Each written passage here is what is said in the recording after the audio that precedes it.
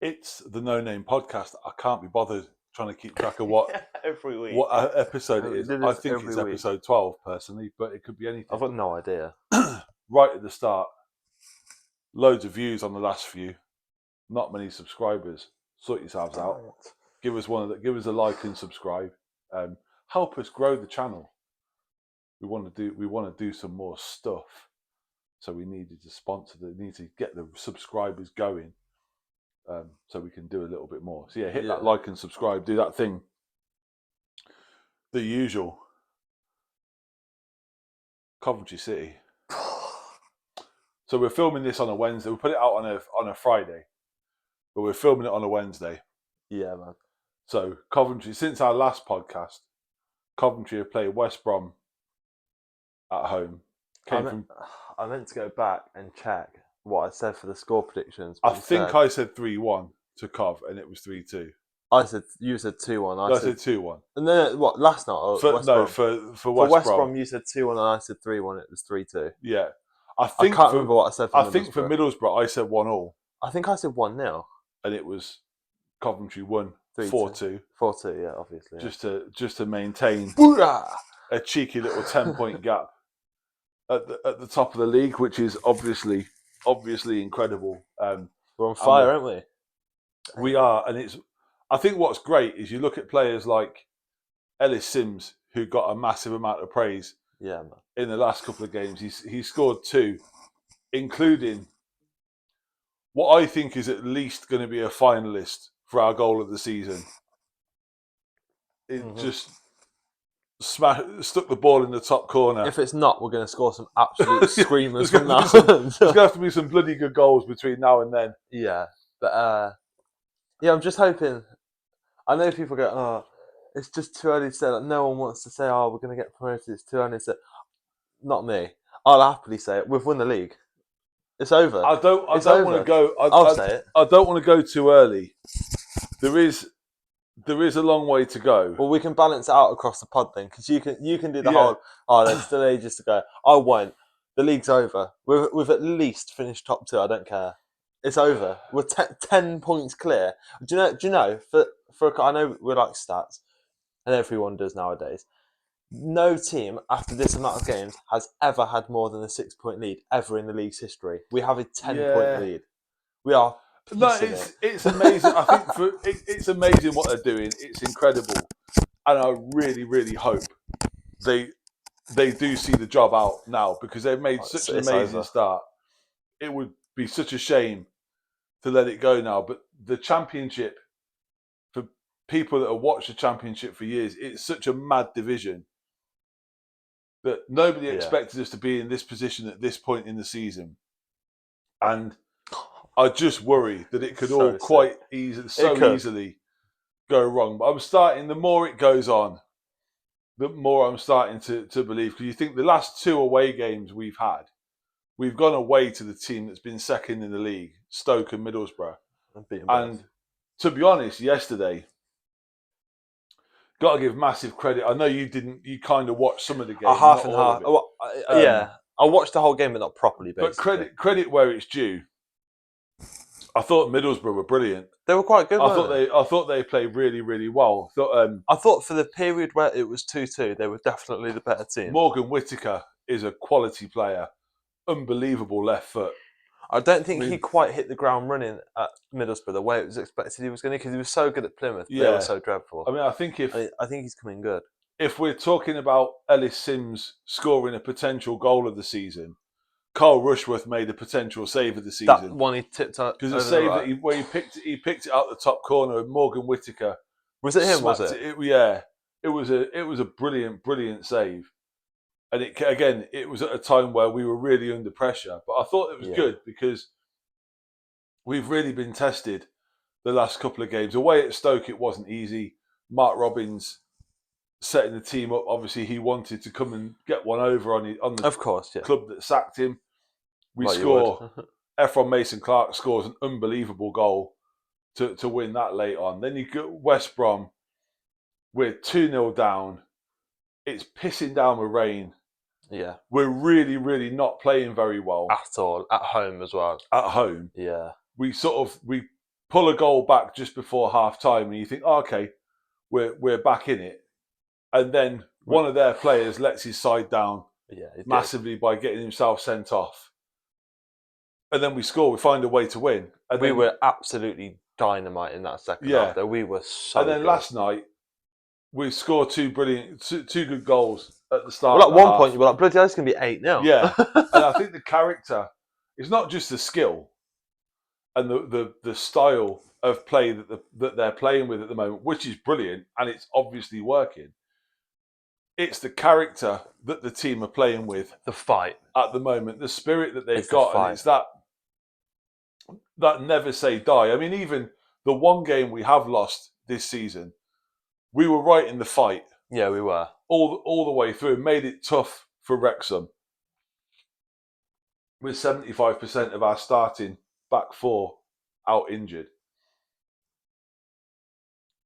So we move on. Sorry, I'm just right. There we go. Just missing G's about to get on a flight. Charlton at home Saturday. We're actually going. We are going. So I think we might do a little bit of a next week's pod.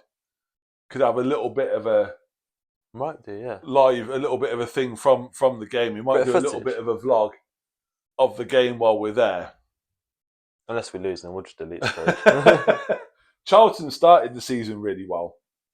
They did actually. They were in the top. They were about 5th or 6th for a while.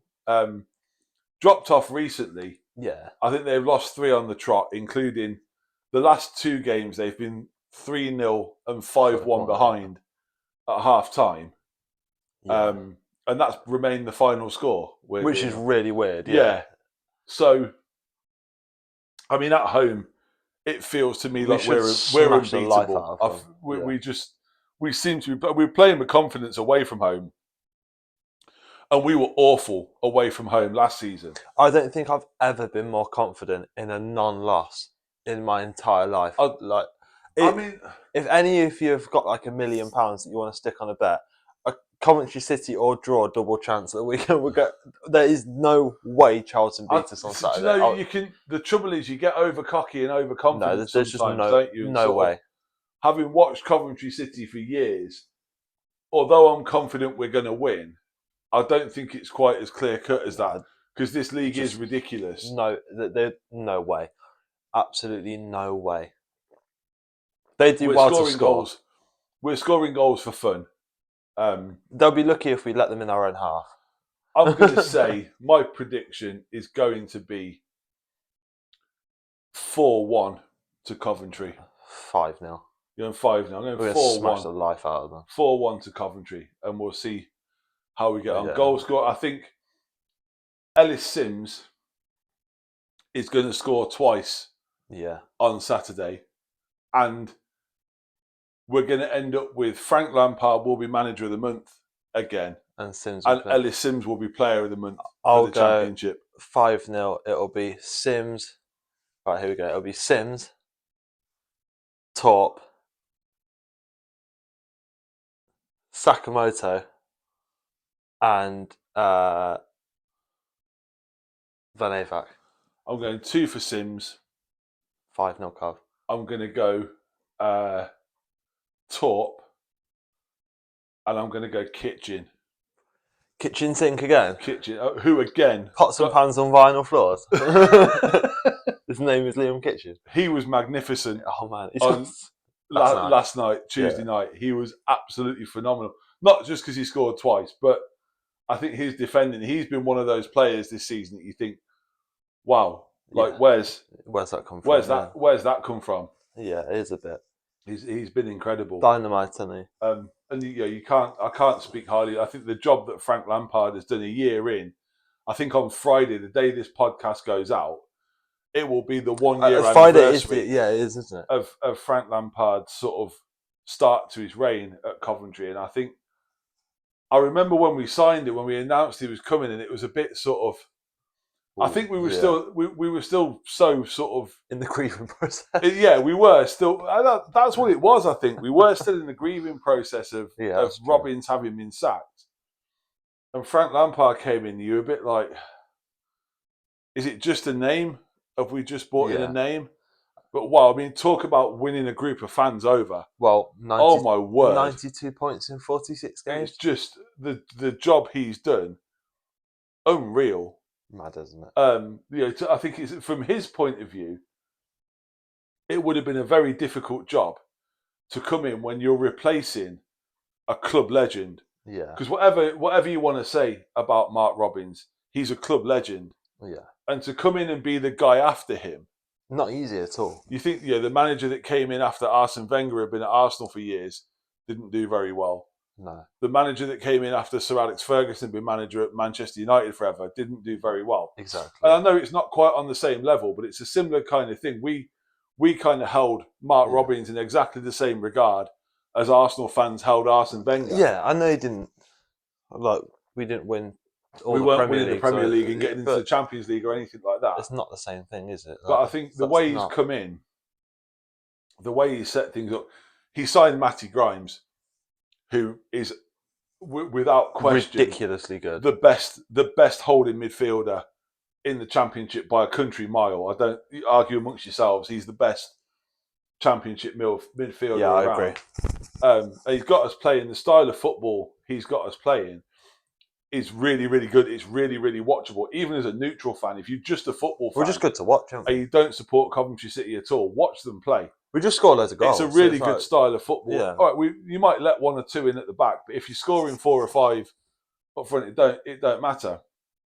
And I think what's been really, really good about him, and he's one of the first Coventry managers that I can really remember having the ability to do it, is we've changed formations during games. Yeah. And going into games. So and I don't think, with the greatest of respect to Mark Robins, I don't think he didn't have that. He didn't really have the ability to do that. It didn't seem to me anyway. I might be doing him a little bit of a disservice. No, he didn't. But it was his flaw. He wasn't tactically very good, I'll say it. Yeah, I always said he wasn't particularly brilliant with substitutions. No. But I think that's where that's been the difference between, because it's the same players to all intents. Sort of, yeah. Apart from none of them that start, in the starting lineup, it's only Matty Grimes that's different, isn't it? Coming off the bench, you've got the likes of Kane Kessler-Hayden, who again I thought was excellent when he came on. He's a good player, he is. On Tuesday, I thought he really looked good when he came on. Absolutely rapid. My word. To equal last year, where we finished 5th, by the way, that's pretty good. We need to win 6 more games, draw. I think it was. Did we finish with about 68 points last year? I can't remember how many more draws we needed, but we need to win 6 more games and lose 16 more games. Yeah, it's looking good. How many games did you play in the season? 46. We had 18 wins and 17 draws. Yeah. So 18 wins, 17 losses. Sorry, the rest were draws. So however many that is. Yeah, so I think we finished with about 65 points. Yeah, we're on 40 already. We're only 25 away from that, so it's looking really 47 good. 47 goals. We scored, to put it into context, Coventry have scored 47 goals.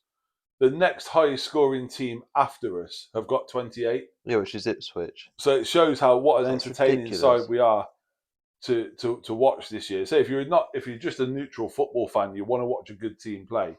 That's Coventry's a good choice. If you took the team that have scored the most amount of goals and gave them all the goals we've conceded, they still wouldn't be on as many goals as us. Yeah. Incredible run we're on at the minute. What are we doing? So we've done our predictions for Charlton. So we'll film a little bit of a vlog, I think.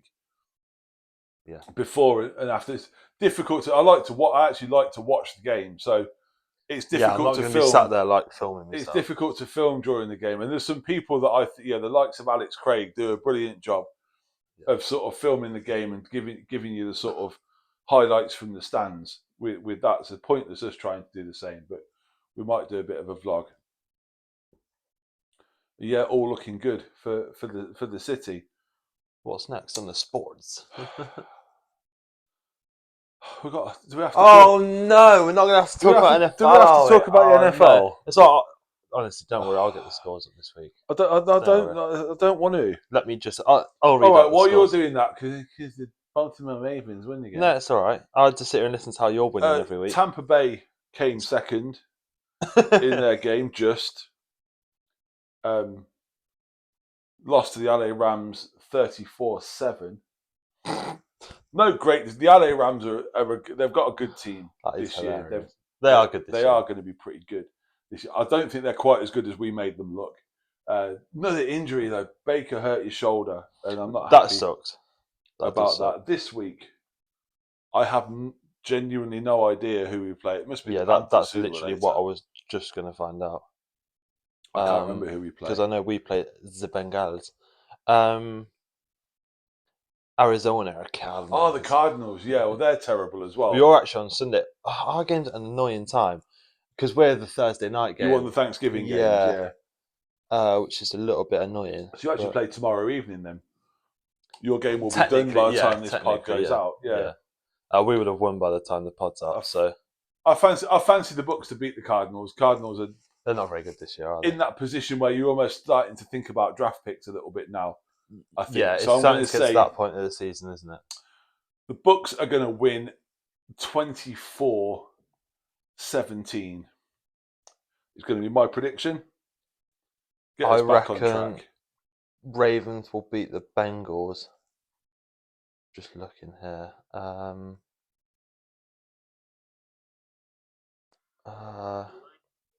27. 20. I'm going to go a close one. 27-24. And you've got to worry about the curse of the former player at quarterback as well, haven't you? Yeah. Big Joe Flacco coming in, who was a Super Bowl winner. He doesn't play for the Bengals, does he? Is he not the Browns? Is he the Browns? Yeah, he plays for Cleveland. No, he plays for Cleveland. You sure? They've already played against him. That's all I know. Oh, he plays for the Bengals now. I'm sure he went in to replace Joe Burrow. I'm sure he did. Nope. Find it. Because Dylan Gabriel and Shadur Sanders are playing for the Browns. Yeah, he does. Yeah, thank you. But they've already played it. I don't think we played the Bengals already. Did you play them at the start of the season when Joe Burrow was still fit? No, because the Ravens have played Joe Flacco already. Yeah, he did play for the Browns at the start of the season. Oh, well, there we go then. Still wrong. I was half right. Yeah. Probably NBA, LeBron continues to be back. He's played 3 games. The Lakers have won all of them. But that's not really the story. The story is Luka. What a guy. What a guy. He's currently the best player in the league, isn't he? Yeah, I think the Lakers, I think at the moment are 13-4. Luka is just doing whatever he wants offensively. He's so talented, so tough to stop. Yeah. Step back 3. Big body. It's not just a nice step back 3. He just does a step back 3 every single time, and they still can't stop it. He's one of those players. He's so good that the defenders know exactly what he's going to do, and he still does it. Every single time he drives to the basket, he either scores or they foul him and he scores. Yeah. So it's like there's literally nothing they can do. They played the Clippers last night, and he had a 43-point. Almost had a 43-point. Basically a triple-double. Yeah. 43 points, 9 rebounds, 13 assists. Insane numbers. I think Austin Reeves had 31 and LeBron James had 25. Yeah, that's pretty tough. Pretty tough to stop when you. Well, if you're going to do your that, supporting cast are combining for 55, 56 points as well. Yeah, it's pretty tough to stop. What he's supposed to do, it's mad. Yeah. So, sports are done. We got some news. I've got some news. It's not really breaking exciting. I think the first bit of news is kind of sport related. Go on. Because I don't know if you watched, but I watched Everton Man United on Monday night. If you didn't watch it, about 10 minutes into the game, it was quite early, wasn't it? It was about 10, 15 minutes into the game. If not less than that. Yeah. One of the Everton players got sent off for slapping his teammate. Which is jokes. Which, against Manchester United at Old Trafford, it was only made funnier by the fact that Everton then won. And then an absolute worldie of a goal from Kiernan Dewsbury Hall. And I think David Moyes came in the interview afterwards and they asked him what he thought of it. I think everyone expected him to sort of go, I'm fuming, it's not professional play. And he went, I actually quite liked it. I quite like when players do stuff like that. It shows a bit of fight. The player, it was Idrissa Gana Gueye, wasn't it? That got he slapped Michael Keane, didn't he? Slapped Michael Keane. He's come out and apologised and put some stuff on social media. Funny. And yeah, And I think in that game as well, Jordan Pickford deserves a special. He was unreal. I mean, he just The is unreal, saves he isn't was he? making, Yeah. unbelievable. He's a quality player. Probably I think Jordan Pickford and Harry Kane are arguably the two most definite dead cert picks for England. Is he the best English goalkeeper of all time? Jordan Pickford? Yeah. No. For England, what about not overall then? Because No. I agree with that. What about for England? He has to be for England. You comparing era to era is really difficult, and I don't like doing it. Okay, in your lifetime then. But I think if you look at goalkeepers and how good they were in their era, and you look at our all-time leading appearance maker for England is Peter Shilton. Yeah, it wasn't as good as Jordan Pickford. Who was goalkeeper in his era. He was an unbelievable keeper. Gordon Banks in his era was the best goalkeeper in the world. Yeah. I don't think Jordan Pickford, I don't think he's ever been the best goalkeeper in the world. No, but as in for England. Like if you took away their entire club career, imagine none of their club careers existed. Well, and they've picked for England because they like the name or something like that. Jordan Pickford's probably the best England keeper. It depends how you look at it, because there's only one goalkeeper that's ever played for England that's won the World Cup. Yeah, the same way Harry Kane is probably the best England striker of all time, but you could argue between him and Shearer being the best English striker of all time. Yeah, I mean, so older people would throw Bobby Charlton. Of course, yeah, of course. Yeah. I'd throw Gary Lineker. Yeah, into the ring as well. Wayne Rooney, but stuff like that, of course. Like Michael Owen, and but you've got names, but for England, if you an England striker, it's a little bit easier to judge. Great, because you can judge it simply by how many goals they scored for their country. Exactly. Harry Kane scored way more goals than everybody else. Else. So is he the best striker? And he's not done yet. Is he the best English striker ever? Well, he's got to be, because I think I watched the Rest is Football pod this morning, and I think Gary Lineker was talking about it, because he currently has the most World Cup goals for England, and Harry Kane is only 2 behind. Yeah. So it's likely that he's going to pass it. You'd predict that he's going to score more than 2 goals. Well, we better bloody hope so. Well, yeah, but, we're going to need him to do so if we're going to do well at this tournament. But yeah, something non-football or sport related. For those of you that watch this in the UK, because I know we're potentially global, it's no, we're not gone big time. It's been the budget. The UK budget is happening this week. So obviously, the Chancellor will be heavily criticised for whatever decisions she decides to make. That's just standard. I think in my entire lifetime, I don't remember there ever being a budget where everyone's gone, "Oh, that went well." She could have stood on that stage and gone, "I'm a knobhead," and everyone that called her a knobhead would go, "No, you're not. No, you're not." So it's like, well, because they disagree with anything anybody says. I'm not saying that she's like God or anything. To be honest, I don't really care, and whatever. But yeah, I think every Chancellor ever is criticised, but I think there's some things that they could do.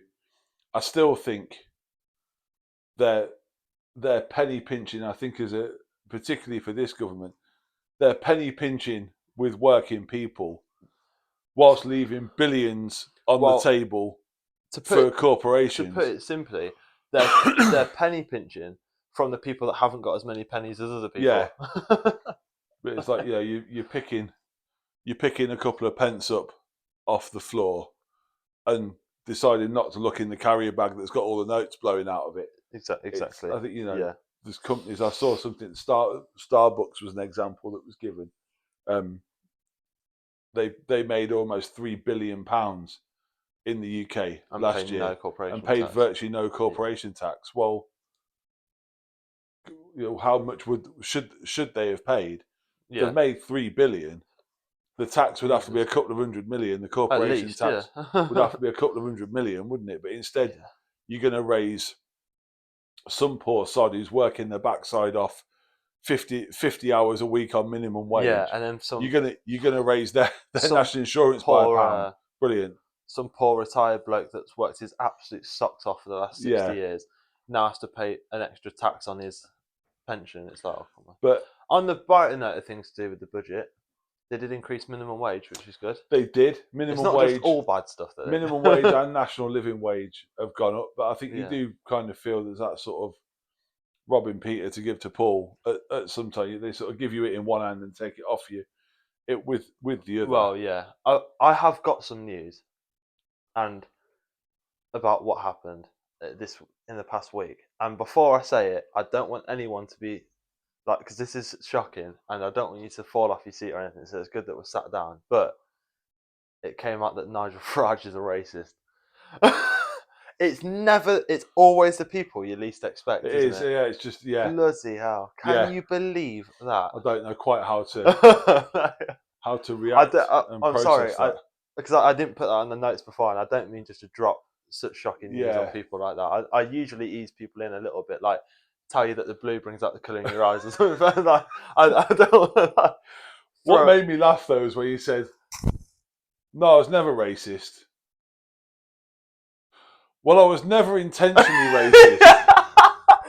It was so funny. And if I was, I didn't mean it. It was banter. It was playground banter 50 years ago. And on the one hand, I would never ever leap to Nigel Farage's defence because I think he is an absolute C-bomb. He is the absolute pinnacle of the type of person that the C-bomb was invented for. Yeah, he's an I absolute cannot weapon. stand the man.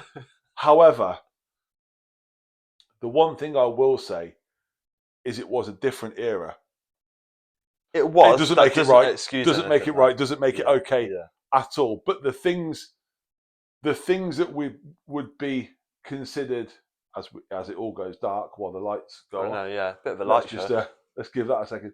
I think the things that would now be considered, the things that he was probably saying, that would now be considered overtly racist, would at the time have been passed off as banter. No, but have you seen the actual thing? Because I wouldn't have unless it was RBC, because I've not seen it. I always think, and I've always said, it's only banter if the other person is in on it and they find it funny.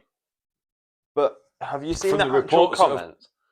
From the none of the comments are even banter. Like none of the things he said could ever have been taken as like they're not even a joke or like funny. The reports that have come out, the people that he was doing it to or saying it about, quite clearly didn't find it funny. And there was over 20 people. Yeah, so it's not, in that case, it isn't banter then, is it? Yeah. If the other people aren't finding it funny. I obviously can't say them because this is going on YouTube and the video will get taken I wouldn't down. want to repeat that kind of language anyway. But the things you said aren't bantery sort of comments. Like, we can all give examples of like bantery comments to do with any. I'm not saying racist banter, like just any banter in the world. We all know when something's. But it's like, but when you see those quotes, like, well, that couldn't have possibly been a joke towards anybody. That's not funny. Banter is in jokes, isn't it? Where we give it a little bit. There's a little bit of back and forth. But it's also when you read it. But everyone finds it funny, and ultimately, you the people that you have in the banter with, you all really like each other, and really good friends, and that's why. Just the banter is funny. I think fair play to the reporter because he goes like, "Were you ever?" And he goes, "Did I ever intentionally mean to be racist with any harm towards anybody?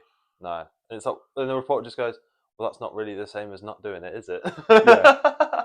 It's the classic. I'm not racist, but yeah.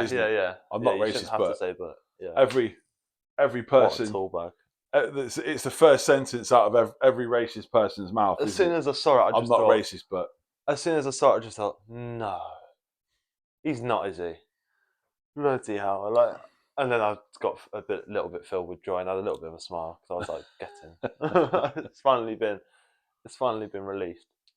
It's one of those situations where, like, with it finally being released, that he's been racist. It's like you already knew that, but it's like you know that probably somewhere today a lion has caught a zebra. Yeah. You don't definitely know. Yeah. But it's like you obviously know because that's what they do.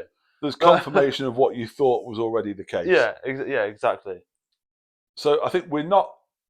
Is that any more news stories that sort of pop to mind? No, I think. Not really, I don't think. We're not going to do a top 5 this week. No. So our next section, before we move on to the Tenable, which we are going to do, because I've got a pretty good Tenable for Josh. And we still have got a new segment. So yeah, 2. we did it last time, didn't we? The two fake stories and one real. Yeah, I was going to getting 2 lies and a truth. I was going to say that, but that's not. I'm true. not googling anything. I've just got the answers to the Tenable on my laptop. That's why I've got it. So, okay, first one, and all the I information. got it right last week. You did. All the information I'll read out. All the information I've got. A local man has claimed that a slice of bread is haunted. Experts agreed it's just toasted weird. A homeowner swears a piece of toast whispers at night. Paranormal investigators find no ghosts, but do confirm the slice is crispy in unusual ways.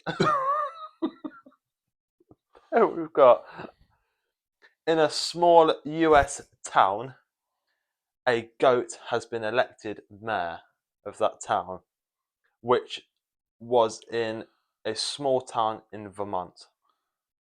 And the goat was 3 years old, is what I've got. Oh, and it was called Lincoln. So there we go. And then I've got, scientists have taught an ant to deliver pizzas. A research lab claims to have trained ants to carry slices of pizza from pizzerias to customers. Or, you know what I mean, the ants, and it's not going to be across the streets, is it? But in the early tests, some ants delivered pineapple, onion slices to dog groomers. Others dropped the pizza in fountains. Customers baffled, ants indifferent. That's in quotes. I don't know what that means, but yeah. So we've got we've got ants deliver, like scientists teaching ants to deliver pizzas. Toast. Yeah, haunted toast. Goat mare, and pizza delivery. Ant pizzas delivery. So they're all stupid and ridiculous. They're all stupid, but one of them's true, isn't it? So for me, the haunted toast. I think if you were really worried that your slice of toast was haunted, you'd stick it in the bin, wouldn't you?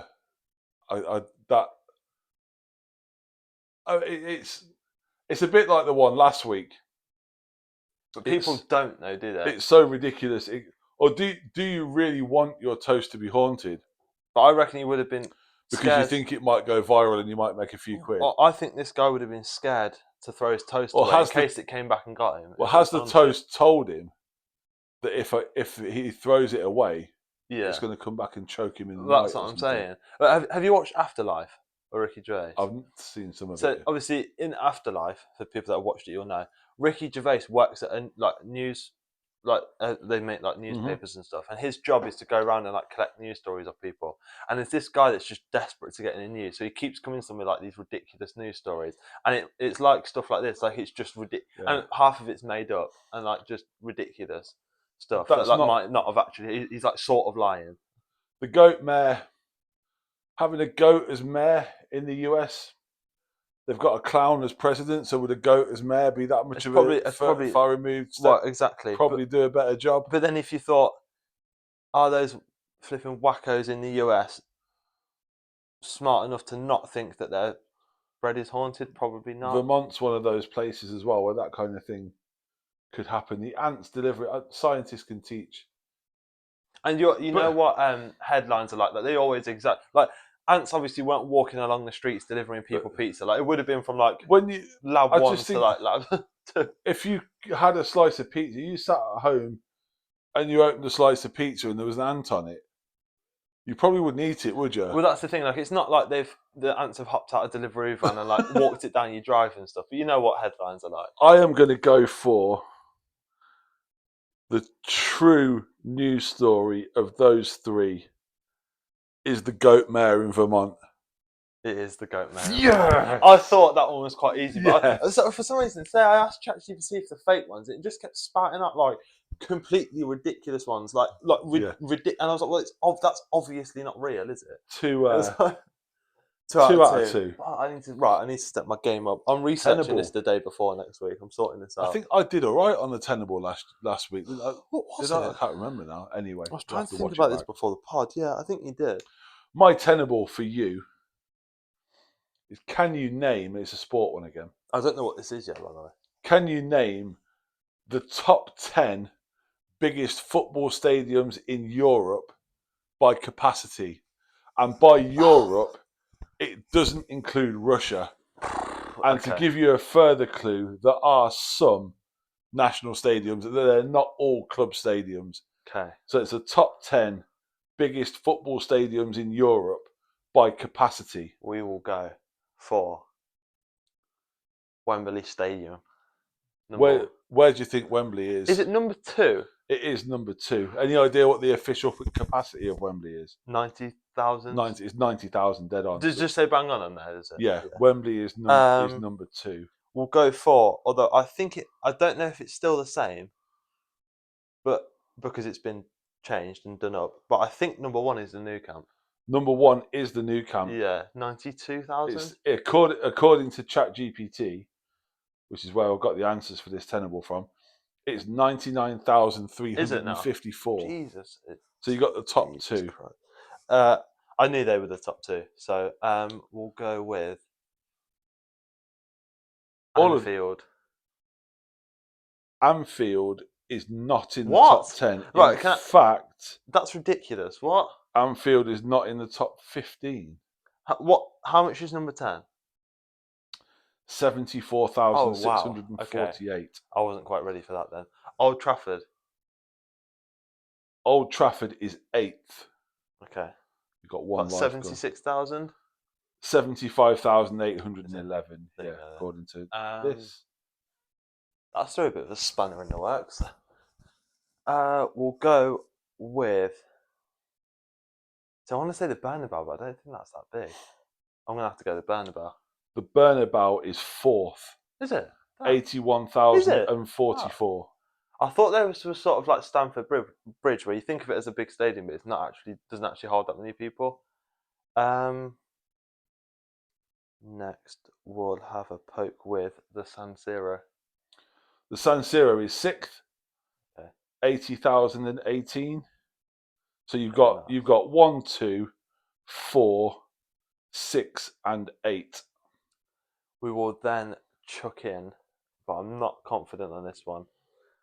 Is it the Allianz where Bayern Munich play? The Allianz Arena is 9th. Is it? 75,000. Right, okay. So what have I got? You've got the new camp, which was 1. You've got Wembley Stadium, which was 2. You haven't got number 3. You got the Bernabeu, which was 4. You haven't got number 5. You got the San Siro, which was number 6. You haven't got number 7, and I don't think you will get that one. Yeah. You got Old Trafford, that was 8th. The Allianz, which was 9th, and you haven't got 10th yet. Okay. I think all 3 that we got. We must have to put in 1, 2, 3, 4 that you haven't got. So 3 of them are international stadiums. Is the last one? I think the last one's Tottenham's new ground. I don't actually know how much that holds, so I don't. I'll give you a clue. Who am I missing? None of the answers that I'm looking for are in the UK.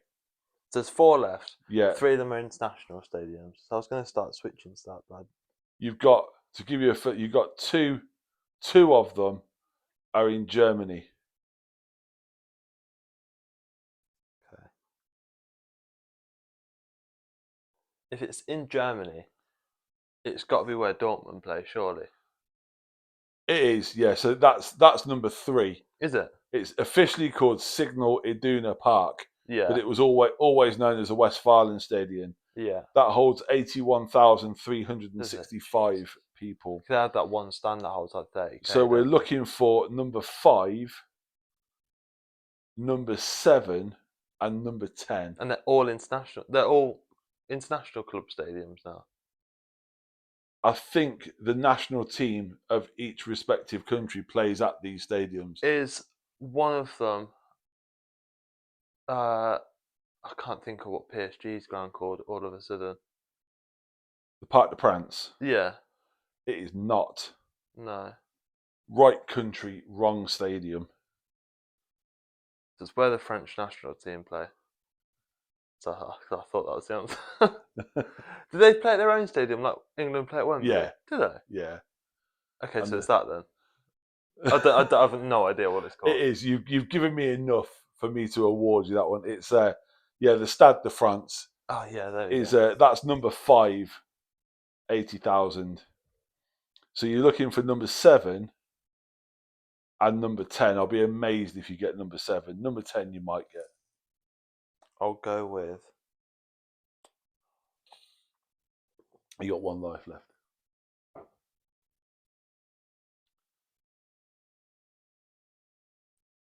One of them's in, obviously, the stadium where the German national team play. If you can tell me which city in Germany it's in, I'll give it you. I don't know, but I'll go with a random guess. Dusseldorf. Dusseldorf? No. Dusseldorf. It's the right answer though. They always have some like weird names. Yeah, so number 10, you missed out on 2. That's I got it right, didn't I? That's the answer. Number 10 was the Olympia Stadion in Berlin. Which is where I still think going then. I think the German, it's in the capital city. I'm not sure if the German national team play there or if they actually play at the Allianz. The Allianz. So yeah. number 7 then is. I'd be impressed if you could even tell me which country it's in, let alone what it was called. It is in Greece. It's not. No. It's going an outsider. You're not very far. I was thinking Sweden, but it's definitely not. Not very far away though. It's the Ataturk Olympic Stadium in Istanbul. Turkey holds 76,090. Oh, you got 7 or 8 there, didn't you? 8, I think. Yeah, Millennium Stadium was number 11. Do you know what? I was going to guess Millennium. As if you hadn't have given me the clue about it not being in the UK, after I guessed Tottenham's, I was going to guess the Millennium, so I would have been right. The Olympic Stadium in Athens, which you guessed Greece, was number 14. Just short of 70. I'll take that. I thought it was quite good there. That was a pretty good effort. That was a solid effort. Pretty good effort. I'm quite pleased with that, actually. There we go. I'm happy enough with that. Episode done. Yeah, man. We'll look forward. Thanks, as always. Thank you very much for watching. We will see you on the next one, hopefully, with a little bit of footage from the mighty CBS Arena. Yeah. But thanks for watching. Do we have a game next Tuesday? I can't remember. I don't think so. No, because we might have left out a prediction there. I don't think they do, though. Let me just... I don't think there is. No, we don't, because it's such a way the week after. Awesome stuff. Thank you, guys. Thank you. Peace out.